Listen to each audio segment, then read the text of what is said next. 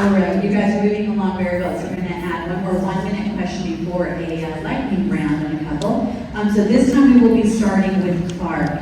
Obviously, school safety is always on everyone's mind. I'm a mom and Douglas County kids, and so we all have this heavily on our mind, particularly after last week. I know we're all praying after the Evergreen shooting for everyone there, as well as the other events last week. On that point, what would each of you do to ensure and increase the security of our students? And specifically, if you could address SROs, your position on that, adding more, or whatever else that you might recommend.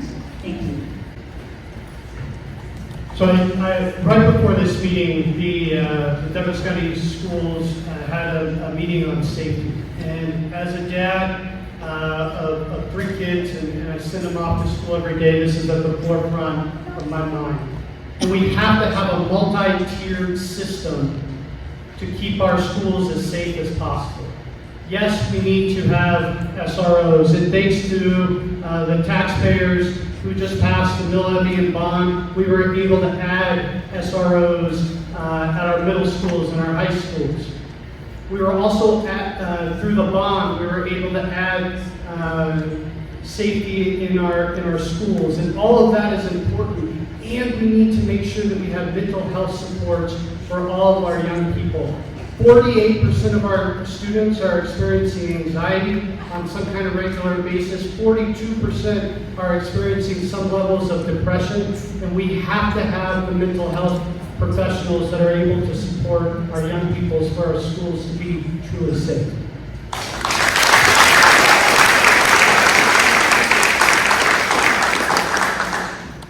As a mom, safety is one of the most important aspects to me for any school. It's obviously something I think about every morning when I drop my kids off at school. I want to make sure that I will be able to pick them up in the afternoon. And we've all had one too many scares recently, and it's not something that we want to affect our community. I am all for SROs and adding as many as possible. Currently, the middle schools and high schools each have one that are all very present, and the kids are all very familiar with them and thankful that they are there. We also have a great partnership with law enforcement, and Douglas County is continuing to try and improve that partnership and work on new innovative ways to improve safety within our schools. So I'm all for SROs and improving security in any way possible.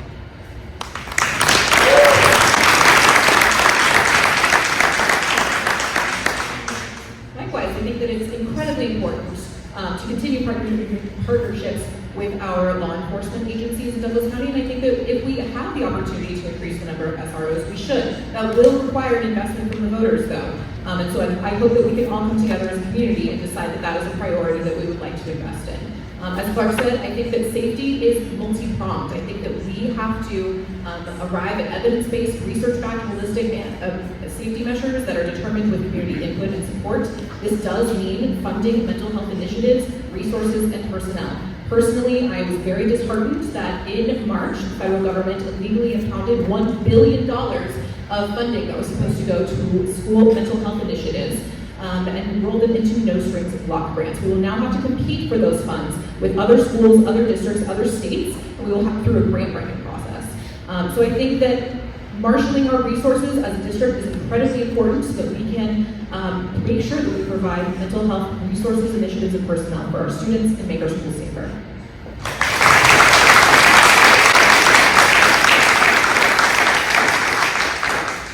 I cannot say enough about how much I appreciate the SROs. It's unfortunate that we need them, but in today's environment, they are a shared resource. So if you don't know, that is funded, we split the cost with local law enforcement and the district. And the peace of mind that that gives our children, our parents, helps me sleep at night is worth every penny. We need to expand on that. One of the things we also need to do is we need to improve the communication so that when there is an event or where there is a threat, that we've got those communication mechanisms to help parents understand how they need to react. And there's always that uncertainty in an event. What's happening with my child? Were they there? The SROs are the front line of that to help with that communication. they're the ones that see when something is not right, and they're the ones that can help with that communication. So I cannot say enough about how we need those SROs in every one of us.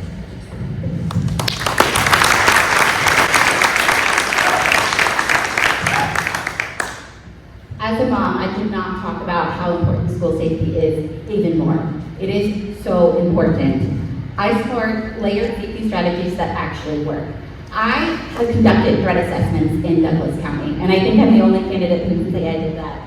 I know what it's like to look into a student that says they want to harm themselves or somebody else, and I know what it's like to create a plan to make sure that doesn't happen.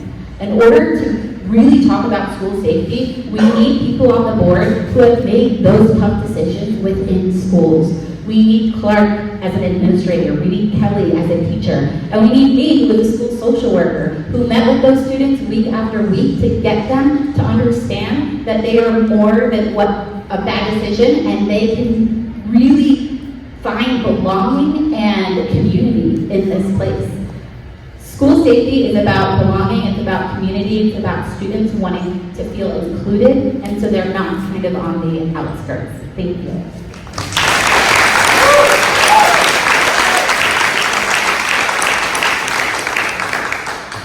I'm obviously a big fan of SROs and law enforcement. As a former deputy sheriff, I know that when you're minutes away, that's too many minutes too late. I'm going to take a different direction today and focus on bullying. I think bullying and school safety go a long way because a lot of these unfortunate events start with bullying. So bullying prevention within the schools, education for children and parents and teachers to identify bullying behavior. But also, I would like to touch on parental rights here. That's a big part of our platform. Part of that is also teaching parents how to identify warning signs at home. We spend a lot of time with our children. We know our children better than anyone else. And if we can be proactive at home looking out for warning signs, we as parents can get our kids the help that they need.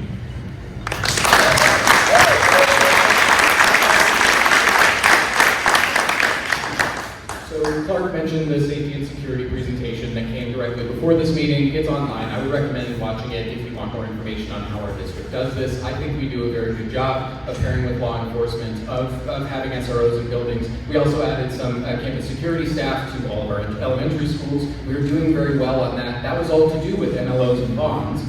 So that is based on your votes. You are the ones that helped that happen.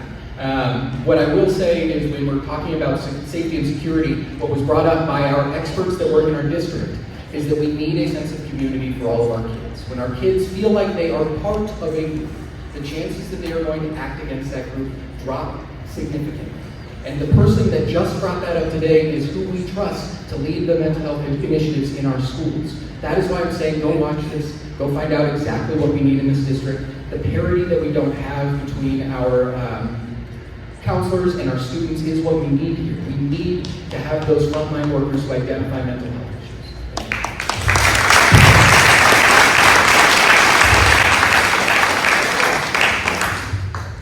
All right, last up, everything that everybody said, I think we're all pretty much on the same page. We love the SROs. My kids love our SRO. He's a terrifying man. He can find a way to connect with the kids in a way that they trust him. I don't know if we're all like that. I mean, everybody can't be a hero, but he really connects all the kids on the level. But it's an extra layer of security almost, where he has a beat on what everybody's up to, how kids are feeling, what he needs to keep an eye out for. So that's a training aspect that also the teachers could benefit from, some of that sort of SRO training to identify problems when they start to arise earlier rather than later. But we have world-class security program in Douglas County between the Sheriff's Department, our vast communication network with multi-department radio communication with all the schools, all the same network. All the cameras are centralized and monitored. It already is extraordinary, so you should feel safe seeing your kids to school.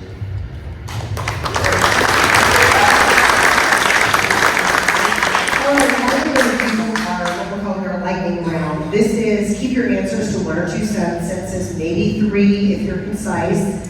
And I'm just going to get started with this one. Last week, and we're going to start this one for Dede. Dede, you're going first here. Last week, the current board voted to have parents opt out versus the higher bar of needing to opt, wait, let me do that again.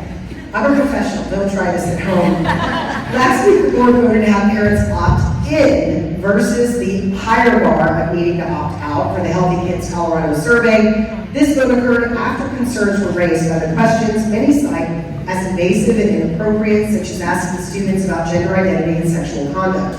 If elected, would you vote to continue to allow parents to choose to opt in or vote to go back to the opt out?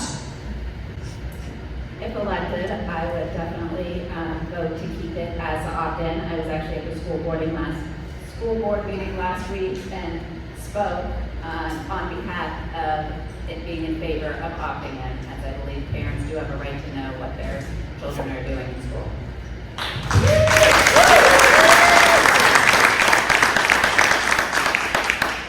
I think it would really depend. The next Healthy Kids survey will be in 2027. Let's see what the data is from this go-around. Let's see what our participation rate is. And if we have some actionable data, then I wouldn't work to change anything. My fear is that we won't have actionable data to get an insight into our district, and so then I would change it. I think it just depends.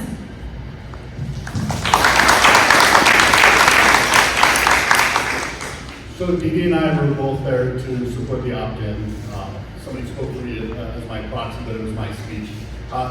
My thought process on the opt-in is that it encourages or forces more involvement rather than missing a newsletter, that you understand what's happening. So I'm definitely supportive of it.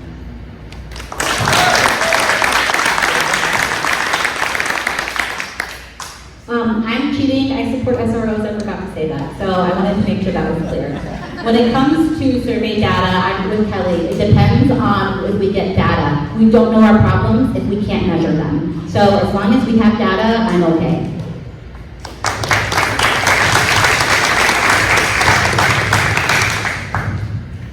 When I'm elected November 4th, I will support opt-in.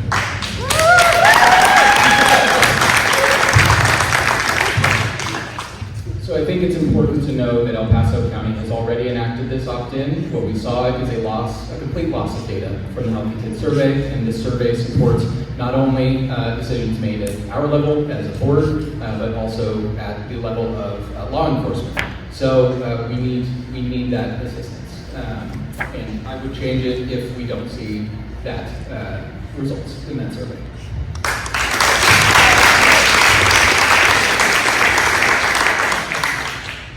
Well, I want to maintain parental rights. I also understand the value of data and what can be done with it. I'd be interested in looking at options of perhaps a community review of the questions to opt out of questions that aren't productive, if possible. Maybe some middle ground we could find to keep it, but that's what I see.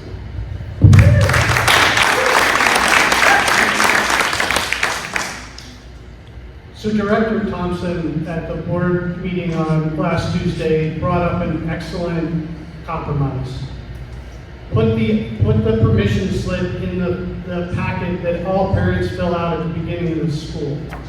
So if you want to opt out, you can, but we keep the data that keeps our kids safe.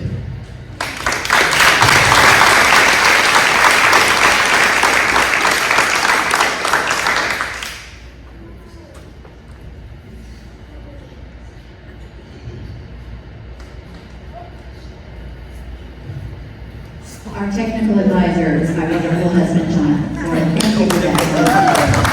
All right, keeping it going, this now will start with Kelly. Here's another speed round question. And this is about if there is a similar situation to COVID-19, we want to ask each of you, if there's another event like that, would you vote for the following measures? Shutting down schools, masks, and vaccine mandates. If you could go down the line and just share what your position would be. I think I'm the only person that talked during COVID-19, so I definitely have an opinion about this. But my opinion is that I would listen to our county health professionals, and I would listen to the experts in the medical field. I'm a teacher. I don't know about communicable diseases. I don't know how to prevent deaths. I think that, I'm also the daughter of people who have immunocompromised immune systems. And so for me, being careful during COVID was incredibly important. And I think that I would listen to experts.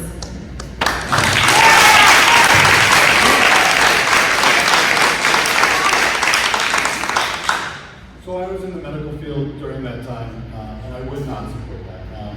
Obviously, we need to listen to our medical experts. We need to understand what the situation is. But I think there was a lot of misinformation and a lot of overreach. We need to be very, very careful. There's such an impact to shutting those schools down. So, in general, I would say no, I would not.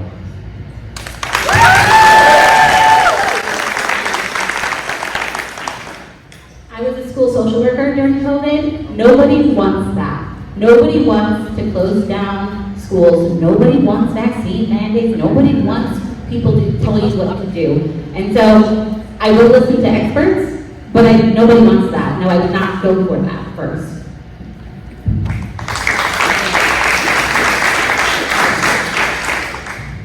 Absolutely not. It was a complete disaster.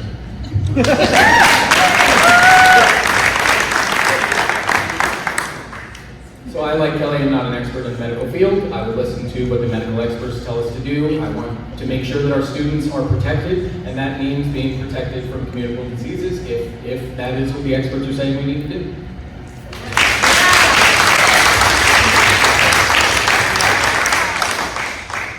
Hindsight's 2020, and with that 2020 vision, I would say absolutely not, because I know the outcome, but I understand people being fearful and careful at the time. However, we've got to come around much quicker to making the right decision when it becomes apparent the level of the threat, because we do know the psychological and emotional toll that took is far greater than COVID ever could.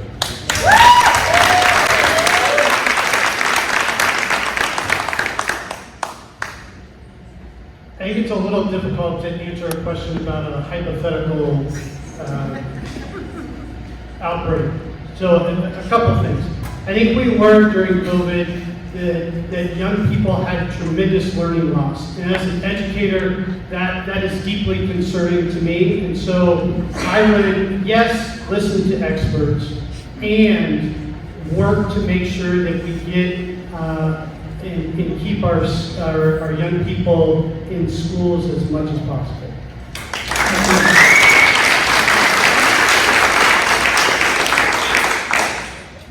I would say absolutely not in favor. Like Keaton said, hindsight is 2020, and most of us have learned we cannot, quote unquote, trust the science. There was so much misinformation out there, and seeing 3 girls at home for days on end staring at technology did not do any of our children any favors.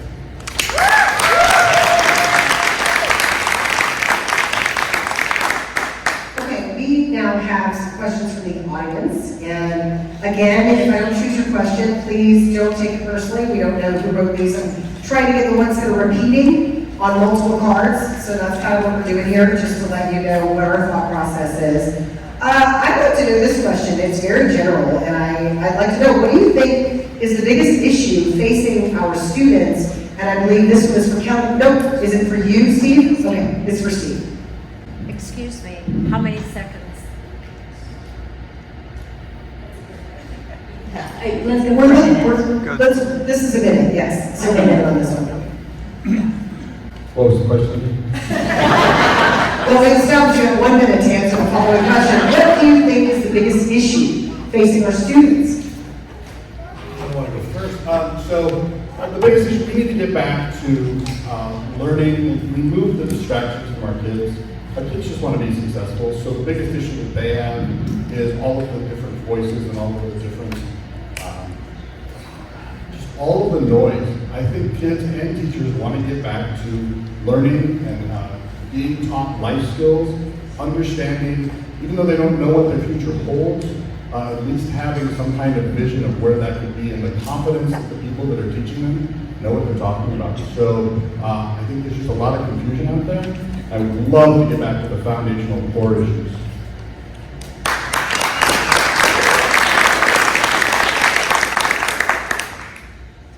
I think that the biggest issue we need to be focused on is students' community and belonging in schools. Because students who feel that community and belonging, they learn better, they participate more effectively, and they trust themselves and other people more. And so how do we do that? We work on bullying policies. We make sure teachers are here more than 5 years. Right now, a majority of our teachers, or a huge percentage, have only been here 5 years. We need teachers that can see someone go from kindergarten to 6th grade, because they know they're our students and they can tell when something is happening. We need people to stay away from politics, from distractions, from culture wars, not focus on national headlines that don't impact anything that's going on in our schools, and really put our ears to the ground to see what's happening in our schools. And so we need to make sure that our students feel safe, welcomed, a sense of belonging, and a true sense of community and that school pride in our schools.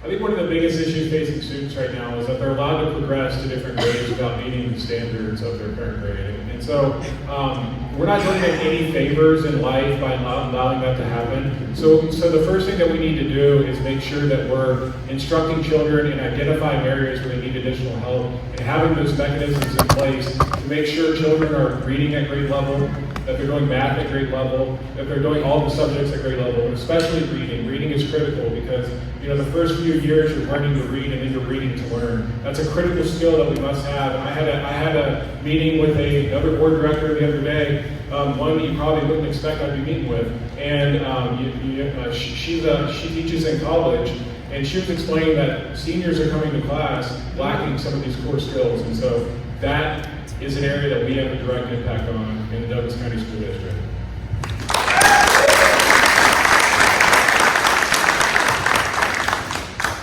So I agree with a lot of what has already been said. I think another big thing that's facing our district is the funding that we were expecting to have that is now sort of dwindling. We had a recent vote in our state that unfortunately moved money away from Douglas County, and at the federal level we're seeing federal funds that have been appropriated by Congress not going to the programs that they appropriated it for. So we need to have folks on the board that are willing to focus on where do we put the money that we still have, how do we allocate those funds, how do we make sure that they are used to support educators and students, and we're making choices that won't cost us down the line if we're making decisions without consulting with the attorneys that we have on staff, because we do pay them quite a lot. I'm an attorney, I get paid less than them now, so we do need to focus on making the right decisions in our district.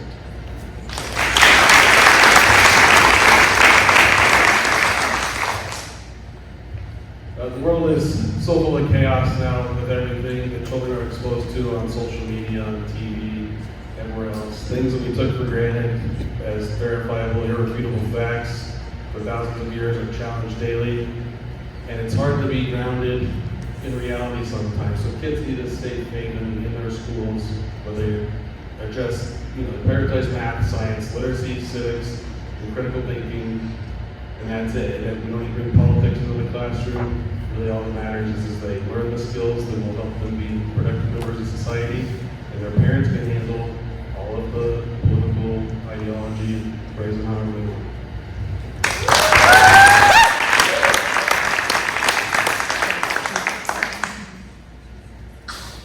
I hope you'll bear with me for a moment. I want to read you some statistics. 42% of our young people are struggling with feelings of depression or hopelessness. 48% are experiencing some level of anxiety.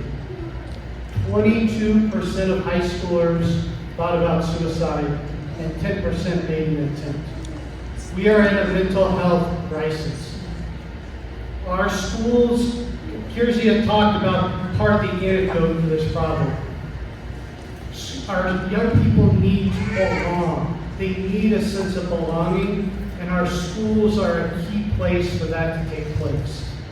We also need to make sure that we continue to invest in our mental health professionals and keep their caseloads at a manageable number so that our young people can receive the help and the support that they need so that they can focus on math, reading, and writing. Thank you.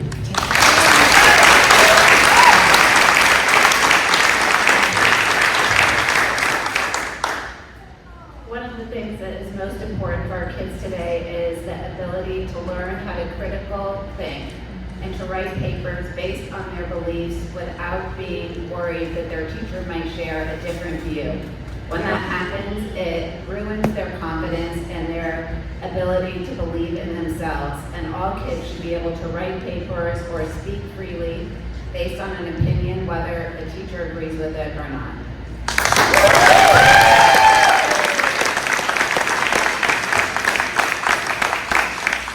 I'm going to echo Clark. I think that our young people are in a mental health crisis in this country. I think that's happening largely all over the world, but I think that the prevalence of social media has been incredibly harmful. I think that having students glued to screens and cell phones has been incredibly harmful. And I think that the lack of mental health resources in our community has been incredibly harmful. So I think that for me, the most pressing issue for our students is their mental health. When they feel less anxious, less depressed, more present in class, their outcomes are better.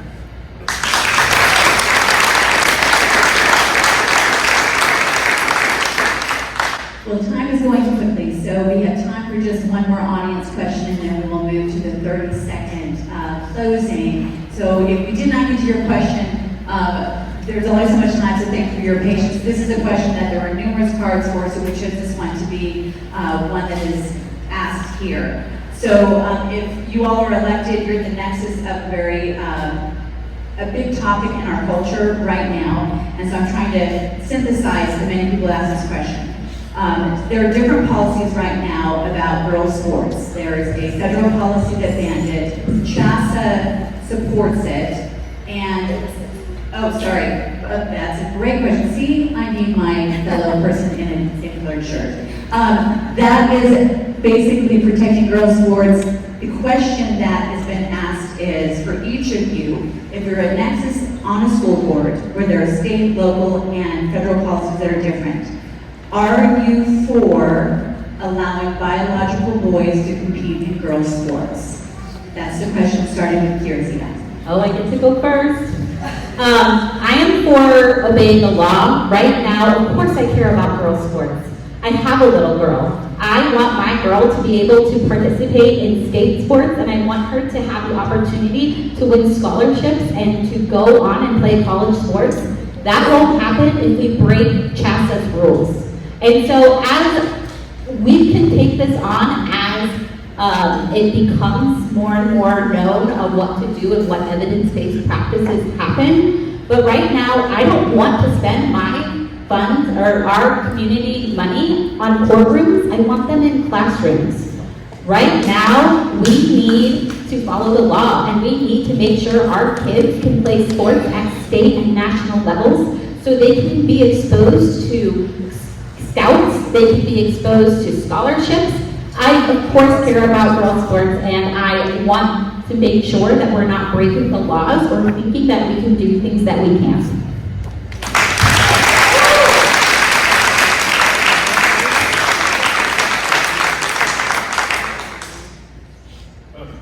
Absolutely not again on this one. Boys should not be allowed to participate in girls' sports or enter their private spaces. First, we have a duty to protect children in Douglas County.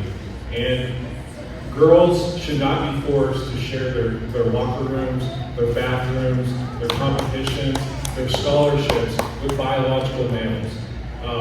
We have spent a lot of time meeting with attorneys. There are legal avenues for us to do this, and we are prepared.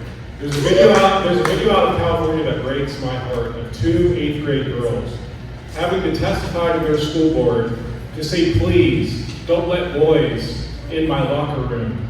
Please, don't let boys in my bathroom. It breaks my heart to watch it, not in Douglas County.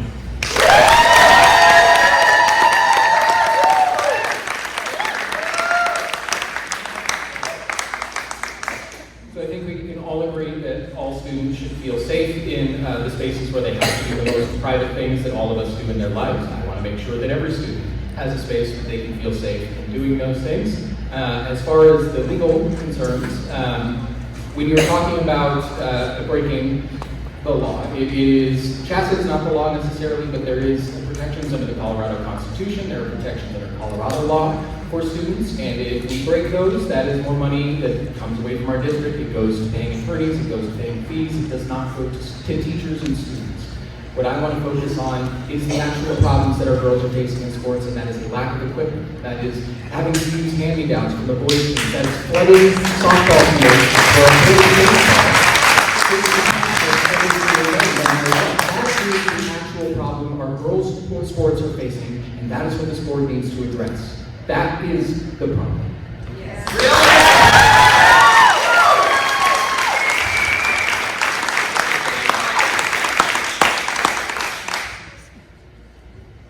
As Bucky mentioned, the CHASA laws aren't really a law, it's a regulatory body, and it isn't totally clear what is legal and illegal, and nobody's really pushed the envelope on that.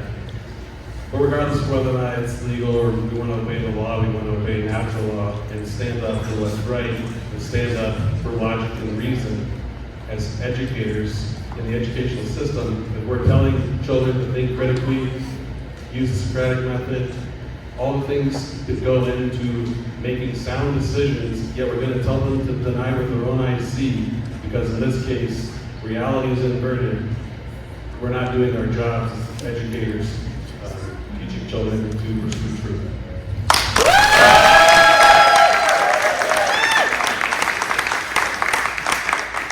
As a dad with two girls that play competitive lacrosse, I care about safety and fairness. I also believe that all of our young people deserve to be able to participate in sports. Part of leadership is knowing what you have control over and what you don't. This is not a school board decision. State law is clear on this. If you want to change the law, you're running for the wrong position.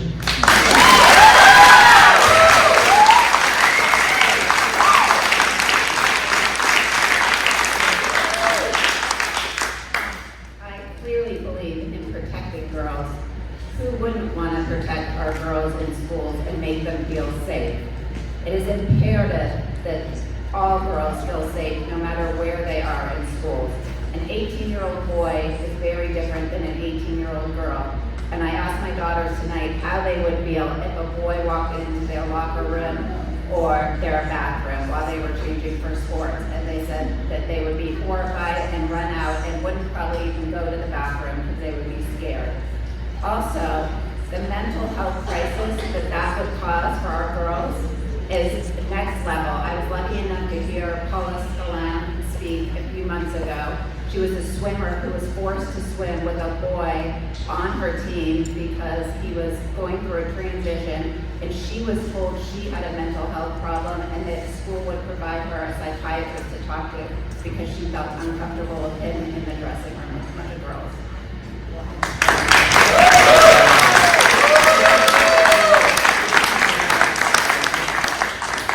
I appreciate the anecdotes, I really do. I would just point out that none of them are from Douglas County, and that we don't even know if we have any trans athletes in Douglas County. So before we go spending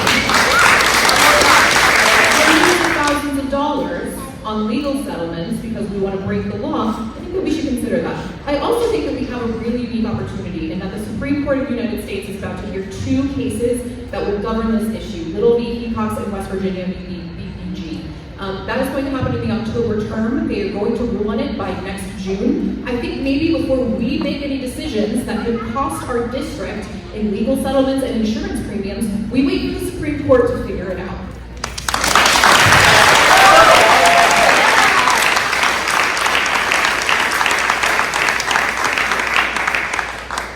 I don't think anybody here is saying that we should allocate district funds to breaking the law, nobody's saying that. But now is the time that we need to stand up. These are our girls. I talk to many adults, and I say, if you were at an event and a 35-year-old man walked into your bathroom, would you be comfortable with that? Absolutely not. So then what age is it okay? Why are we pushing them down on 18-year-olds, 14-year-olds? Look, we need to work within the law. We need to work within all of the mechanisms that we have available to us, but we cannot just stand by and let this happen. My family has personal experience. Our daughters were competitive soccer players. There was a boy that played on the other side. 2 girls got hurt. It's anecdotal, but we can't let it continue. Now is the time to stand up.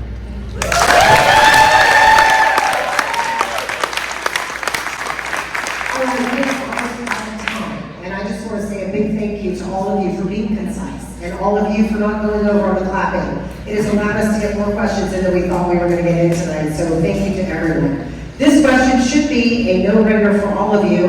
We're going to start with Matt. What differentiates you from your opponent?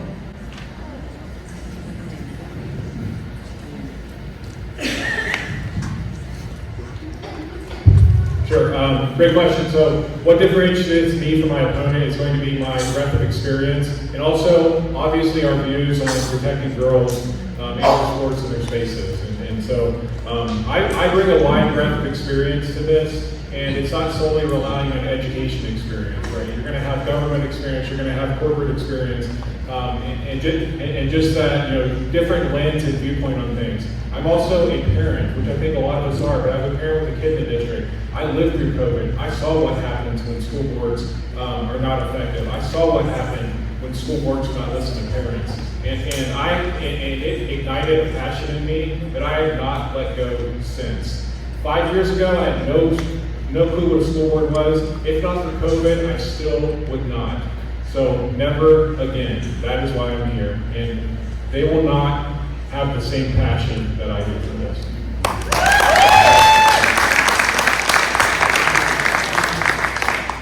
So to be clear, we are running against one other person. We are not running against the entire other state. So as Keaton and I, actually listening to Keaton today, we agree on a lot of things.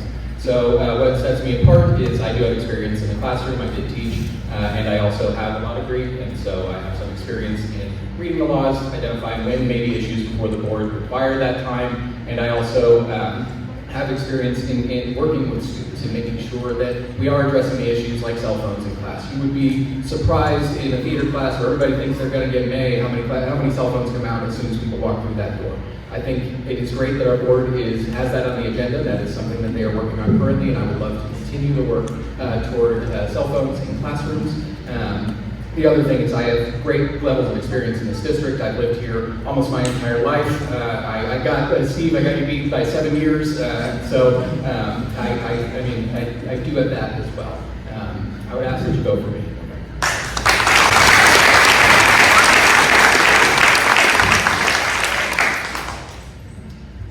Likewise, I was going to say about Cody is I think we agree probably on more than how we're different, which is great. We're the same community, we both have beards, we both have some chickens. We already have a lawyer on board, so we don't need another one.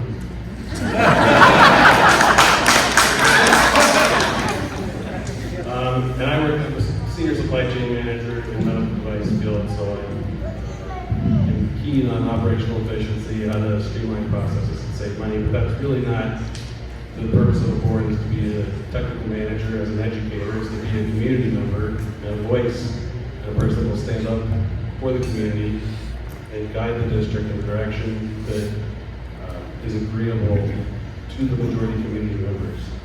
That's what I would be, stand on conviction.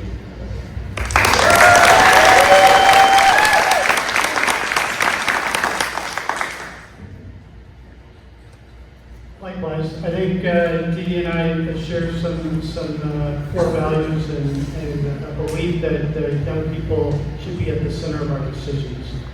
I think what differentiates me is that I've done the work for 20 years.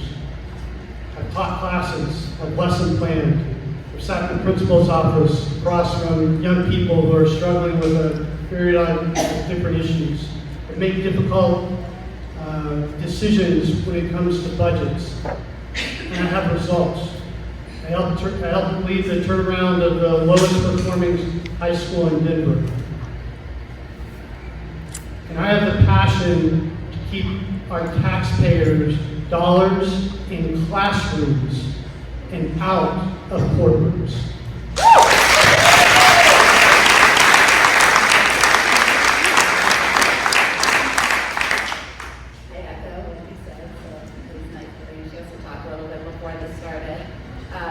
While I haven't been in education, I have spent a lot of times in classrooms, starting with my kids' preschool days to being on PTO at elementary school.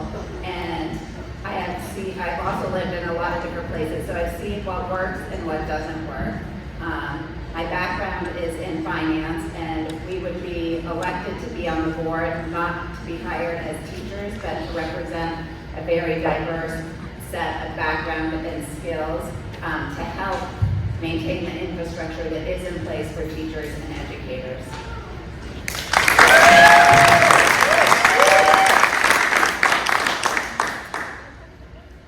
I think what differentiates me from Steve, and by the way, Steve is a great guy, is that again, I, like my slave mates, have education experience. I've taught in some of the most expensive private schools in the state, and I've taught in an inner city community college. I've taught in private, I've taught in public, I've taught grades 8 through 20. I got an education leadership degree, I have a principal license, I have a professional teaching license. I have been there and I've done that. And I have been there on the hard days when I've had to tell students, hey, there was a shooting down the road and we have to be in a lockdown. I've been there on the amazing days when a student I didn't know whether or not they were going to graduate walks across that stage. I'm also a mom in the district now. My child, Teddy, is here. He's a kindergartner. I'm going to be involved in this district for the next 13 years. I have a physical stake in this district. And more than that, I'm a community member, I'm your neighbor, I'm somebody who cares about education with everything in me. This is my calling in life, and I am so excited to create positive change and take our district in the right direction.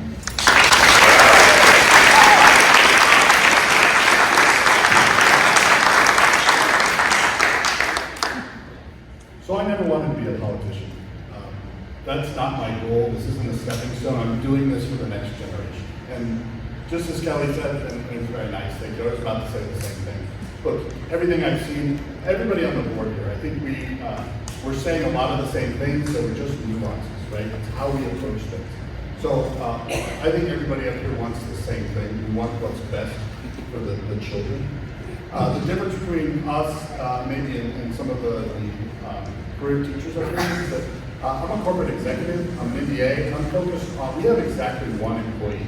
We all talk about the things that we could do, but we actually have just one employee, and we need to make sure that that superintendent has the tools and the staff and the capabilities to do what she needs to do for the district to be successful.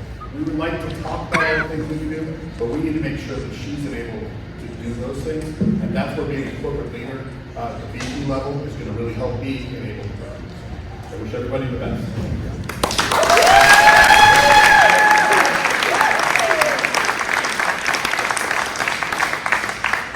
Hi everyone. What separates me from that, I think, is my experience. I said the same thing, but I'm a licensed clinical social worker, a therapist. I went to a Douglas County school. I worked in a Douglas County school. I'm now a parent in a Douglas County school. I volunteer in Miss Lipsky's class at South Soaring Hawk Elementary School. I am so invested in this community. I have 2 kiddos that are going to spend, I'm going to be here around for the next, 15 years. While I really appreciate not getting involved 5 years ago, I've been involved in Douglas County since 2006. I have seen what happens, and I see what works, and I see what doesn't work. I got my special social worker license and certificate in school. I'm also a small business owner and a leader in my church. And so I know our community in so many different aspects, and I feel like I am prepared to listen to our community regardless of what side of the aisle you're on.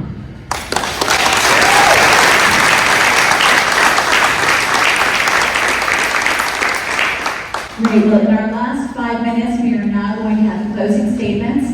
So we are going to start with Tony. And so we're going to go around and have the final 30-second closing statements. Thank you.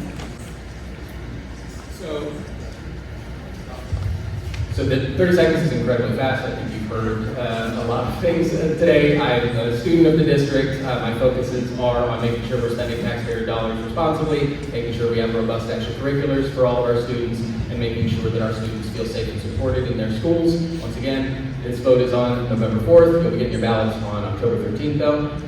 Vote for Tony Ryan to be on the Douglas County Board of Education.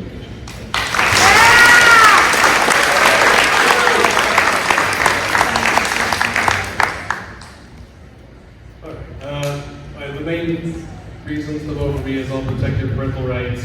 I believe parents are the strongest allies of educators in getting their own children the best educations possible. Academic excellence driven by limitations of distractions in the classroom, empowering teachers to maintain safe and orderly classrooms. And it's getting late.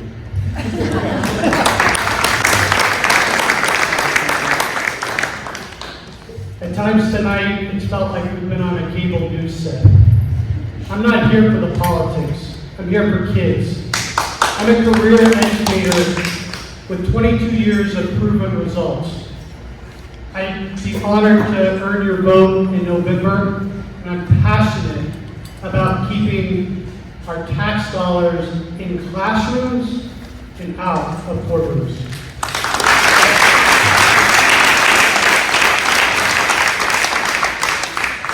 Thank you guys for having us tonight. We so appreciate the opportunity to do this. I want to remind you all and reiterate how important it is to vote for the 4 of us on November 4th. Please remember Gambill, Kramer, Smith, and Vail.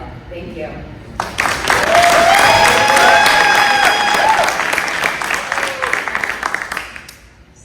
Well, at times tonight I got a little fiery, at times tonight I got a little unpolished, but you can never call me somebody who doesn't have a principle. You can never call me somebody who doesn't have convictions. I have principles and convictions about how I think we best serve our students and our teachers, and that's what I would bring to the Douglas County School Board. I humbly ask for your vote on November 4th for a career educator, a parent, and somebody who deeply, deeply cares about education. Thank you so much.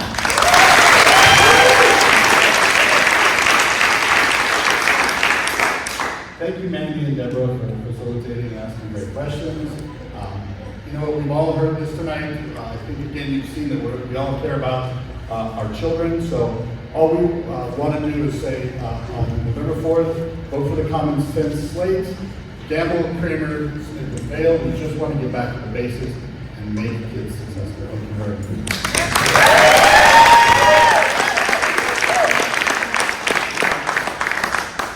I'm not a politician. I'm a mom that's going to go tuck in her kids in bed after this. I'm a therapist who sees what happens when students fall through the cracks. And I'm a neighbor who believes schools should be the very best reflection of who we are. I am committed to listening to you, whether you agree with me or not, because the only way to move this community forward is to trust each other. And so I am not here to convince you of anything. I'm here to listen and do what's best for our kids. Please vote for me, Kyrzia Parker, on November 4th. Thank you so much.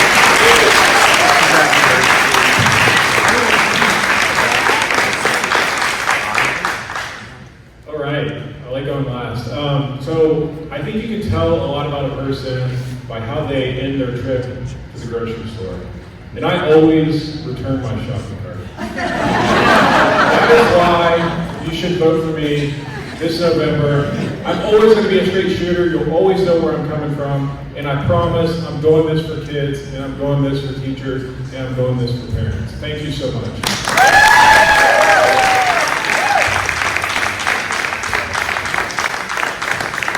So once again, we want to thank every single candidate here who has participated. Let's give them a huge round of applause.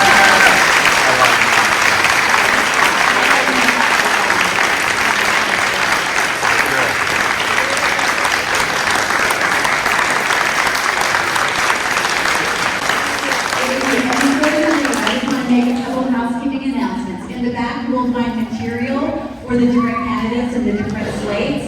In addition, Eric Brody, are you here? Oh, great. Eric is part of an organization which I hope that we all find out more about called Draper Angels. And it's about bringing people together from both sides of the aisle. And Draper Angels is going to be having a screening of the documentary that we did, Whose Children Are They?, that everyone is invited to. Eric, I don't think I'd mind saying he is actually left of center. There are people that are going to be there right of center. And if you want to find out any more information on that, he has information as well. Thank you all, every single one of you, for being here and being a citizen and participating respectfully. God bless you. Thank you so much.